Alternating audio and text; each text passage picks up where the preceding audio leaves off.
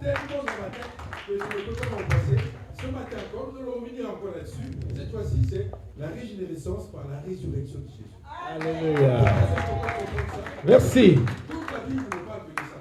Toute la Bible nous parle, lorsque tu as chuté, comment tu vas revenir à Dieu. Prenons, mon frère, tu vas nous lire 1 Pierre, verset 1 à 5. 1 Pierre 1, verset 1 à 5.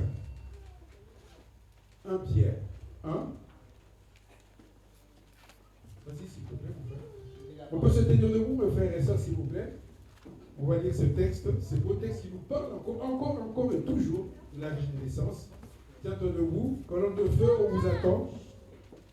C'est vous la jeunesse, vous êtes assis et assises. C'est grave. Montrez l'exemple. Mettez-vous debout. Toutes, sans exception. Amen. Amen. Je lis la parole de Dieu dans 1 Pierre 1, verset 1 à 5. Pierre, apôtre de Jésus-Christ, à ceux qui sont étrangers et dispersés dans le Ponte, la Galatie, la Cappadoce, l'Asie, la Bithynie, et qui sont élus selon la présence de Dieu le Père, à la sanctification de l'Esprit, afin qu'ils deviennent obéissants et participent à l'ascension de Jésus. La grâce et la paix soient multipliées. Béni le Père de notre Seigneur Jésus, selon sa grande miséricorde, nous a régénérés pour une espérance par la résurrection de Jésus d'entre les morts, pour un héritage qui ne peut ni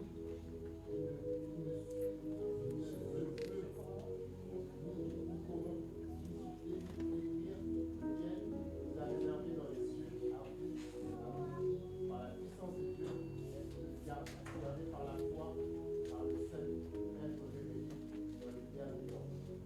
Amen. Par le Seigneur. Donc, que ça soit ce texte, il est à la fois prophétique, mais en même temps, c'est un enseignement pour toi et moi. L'apôtre Pierre, c'est l'apôtre Pierre qui est en train de parler ici, il dit ceci, il parle d'abord dans le premier verset, le deuxième verset, il parle à ceux qui sont étrangers. Dans la Bible, lorsque tu entends parler d'étrangers, ça veut dire ceux qui ne connaissent pas notre Dieu. Ça n'a rien à voir avec ceux qui ne sont pas français, ceux qui ne sont pas américains, qui vivent dans un pays. Non. Ici, l'étranger, c'est celui qui ne connaît pas notre Dieu, Jésus. C'est lui qui ne le connaît pas. Il est considéré comme un étranger. Alors, il dit à tous ceux-là, quel que soit le lieu où vous êtes, à la Cappadoce, partout, le pont, la Galatie, Dieu, lui-là même, par sa préscience, c'est-à-dire son intelligence qui dépasse tout, il vous a déjà préparé une place. Comment? Par la sanctification. La sanctification de l'esprit. Dieu nous a permis il y a quelques temps, on a fait un enseignement tous les vendredis, on a vu la sanctification du corps, de l'esprit, de l'âme et aussi de ta maison. Et là, il nous dit la sanctification de l'esprit qui va faire que vous tous deviendrez des enfants. Donc, il ouvre la porte à tout le monde. Pas d'exception, tous vous viendrez à moi. Ça, c'est Pierre qui leur dit ça. Maintenant, il va expliquer comment cela va se faire. Il commence à expliquer d'abord, c'est quoi la résurrection de Jésus et c'est quoi la mort de Jésus. Lorsque nous savons tous, le vendredi, on a eu un enseignement, papa nous a fait un enseignement ici, qui était vraiment court, mais assez puissant. Il a parlé de la faute, du péché. Et lorsque nous péchons, qu'est-ce qui se passe? Ah, il y avait des absents. Merci. On s'éloigne de Dieu. Première chose. Et quand on s'éloigne de Dieu, c'est la mort. C'est ça la mort.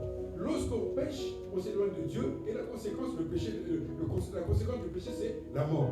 Et là, maintenant, il va nous expliquer pourquoi nous sommes régénérés. Qu'est-ce qui se passe lorsque nous devenons régénérés? Il dit d'abord, béni soit notre Dieu, le Père de notre Seigneur Jésus, selon sa grande miséricorde. La miséricorde, si tu cherches dans tous les dictionnaires, ça veut dire tout simplement compassion.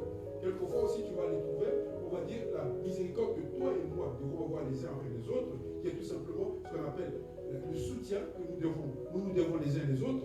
Mais le plus important, c'est de comprendre que ici, la compassion, c'est la miséricorde, c'est la compassion que Dieu a de ceux qui ont péché. Lorsque tu as péché, tu es éloigné de Dieu.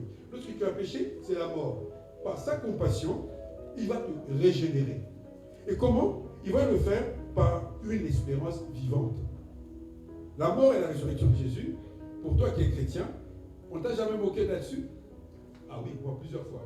Comment vous pouvez dire que quelqu'un est mort, ensuite il est ressuscité? Vous n'avez jamais entendu ça? Souvent, on se moque de nous là-dessus en nous disant que mais comment vous pouvez dire des choses comme ça? Or, c'est ça qui fait notre particularité d'être chrétien. C'est-à-dire de croire que quand bien même il y a la mort, je ne suis pas mort dans le sens où physiquement on passera tous. Mais mon âme restera toujours vivante. Parce qu'il y a la vie éternelle qui m'attend. Et ça, c'est toute la force de la renaissance. C'est-à-dire que ne reste pas dans un péché qui fait de toi un mort vivant. Non. Reviens à Dieu par la repentance, car sa miséricorde n'est jamais finie. C'est par là que tu vas être régénéré. Il y a beaucoup d'entre nous ici qui ne veulent pas prendre la Sainte Seine parce qu'ils pensent que c'est un péché qu'il avait il y a 50 ans. Non! Reviens là, tu vas être régénéré. C'est ça la renaissance. Il ne faut pas rester, voilà, oui, bon, moi je suis éliminé, je suis complètement écarté. Non. Parce que là, il nous dit très bien. Recommence à lire comme moi, le premier verset, le deuxième verset. Il parle à tous les êtres humains. Quel que soit le lieu où tu te trouves, moi, Dieu, par ma préscience, je veux te faire miséricorde. Et c'est pas beau ça. C'est ouvert à tout le monde. Quel est le péché qui fait de toi que tu ne puisses plus accepter la régénérescence qui t'est offerte, vraiment offerte. Ensuite, pour que tu crois à la régénérescence, il dit qu'il a ressuscité Jésus-Christ par la résurrection de Jésus-Christ d'entre les morts. Maintenant, pourquoi il nous fait tout ça? C'est pour que nous ayons un héritage qui ne peut ni corrompre, ni souiller, ni flétrir, lequel vous est réservé dans les cieux. Qu'est-ce que c'est cet héritage? La vie éternelle. La vie éternelle nous est réservée à tous. Et à vous qui, par la puissance de Dieu, êtes gardés par la foi pour le salut prêt à être révélé dans le dernier temps. Lisons un peu un texte qui peut nous lire Luc 22, 19 à 20, s'il vous plaît. C'est pour comprendre vraiment pourquoi on nous dit de ne pas rester toujours en arrière, vraiment d'accepter le principe que la régénérescence c'est quelque chose de vrai, surtout quand elle est faite par Dieu lui-même, par la main de Dieu, qui n'arrête pas de nous protéger. Luc 22, 19 à 20, quelqu'un peut nous dire?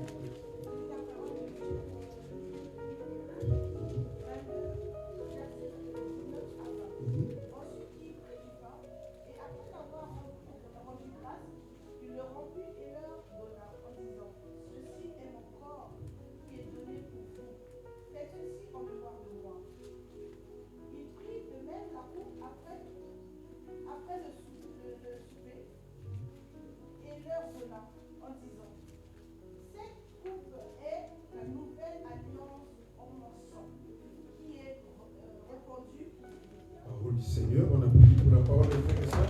Là, lorsqu'il est en train de parler, vraiment, nous n'étions pas là. Lorsqu'il est en train de parler, il dit que tous ceux qui viendront à lui le fassent en mémoire de lui. Et c'est là où, dans le texte que nous lit dans 1 Pierre, on nous reparle de la foi. On nous reparle de la foi, afin que tout ce que nous faisons par la foi, nous croyons déjà l'avoir obtenu. Parce que là, il nous dit, eh bien, vous êtes gardés par la foi. La foi, c'est ce qui nous préserve on va dire, découragement. Parce que la régénération, c'est tout le contraire de celui qui est découragé. Vraiment le contraire. C'est comme l'eau et le feu. Complètement le contraire. Celui qui est découragé, c'est quelqu'un qui ne croit plus à la régénérescence. Or, toi, qui n'es pas découragé, parce que ce matin, tu as bravé le froid, la pluie, pour être là, tu dois recommencer avec ton Dieu qui est là ce matin. Mon frère, ma soeur, par la foi, crois que Dieu t'accompagnera. Par la foi, crois que tu vas encore faire des grandes choses avec ces dieux si tu t'attaches à lui. Amen. Voilà un peu ce que nous voulions partager. Nous allons continuer. Chaque fois que Dieu nous inspire un texte sur la régénérescence, nous allons continuer de scruter, de sonder encore les Écritures. Mais bien aimé, pour passer à la table du Seigneur ce matin, nous t'invitons, toi qui n'as pas encore été baptisé, à t'inscrire. Parce que les cours de baptême ont commencé. Deuxièmement, ceux qui ont déjà été baptisés, par immersion dans l'eau, au nom puissant du Seigneur Jésus-Christ, se tiennent debout. Et nous allons passer pour la distribution. N'oubliez pas de vivre en paix les uns envers les autres, et surtout dans une vie de sanctification, une vie qui glorifie Dieu. Amen. Que Dieu nous bénisse ce matin. Amen, amen. On va se tenir debout, mes frères et sœurs.